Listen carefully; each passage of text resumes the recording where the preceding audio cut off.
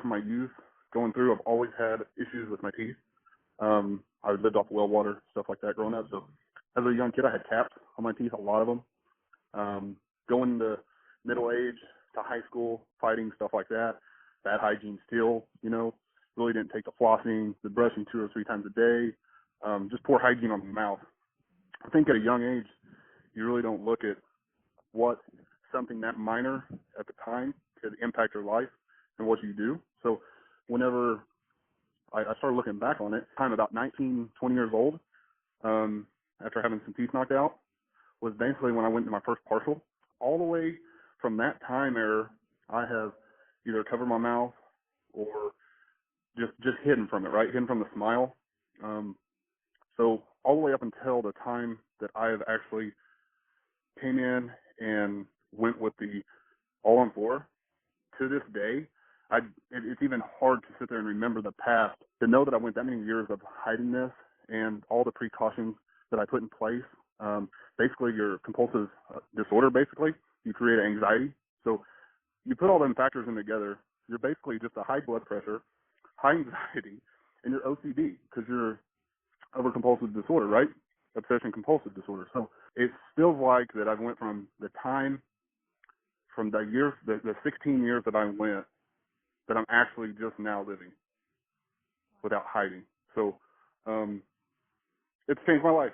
Even in the job titles, job roles, I held back from excelling in each company that I worked for, just because of the fact I didn't want to face people, because I didn't want to be judged by what my teeth look like, or if I was at a lunch or a meeting and my teeth fell out. I was thinking of going the cheapest route. That way I could have more money for the family and doing things.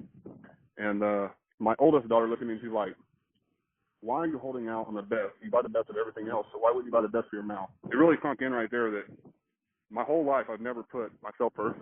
I've always put others. And for one time, I stood up and put the money down to buy something for myself. What's the first thing you wanted to do after your procedure? Eat an apple.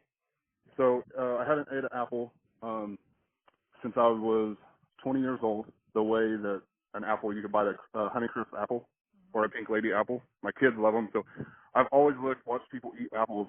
It's like one of the things you can't do with a partial is eat an apple. I could not wait to eat that apple, to hear that crisp. I'm glad I didn't take the cheap way out. I've looked around to a lot of places, and there's a lot of cheaper places out there, and there's a lot of promises made. And after watching the YouTube videos and the videos that he has out there, and then to actually get to meet him on a one-on-one basis, I would suggest to anybody that is doing this to at least come in and have that one-on-one interview. Because what sold me is he's not in it for the money.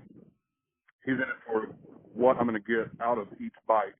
He didn't even want to talk about money. He just wanted to talk about what he could do for my bite and what I wanted to do in life going forward. So that right there shows a lot. He wasn't just trying to sell me teeth. He was trying to change my life.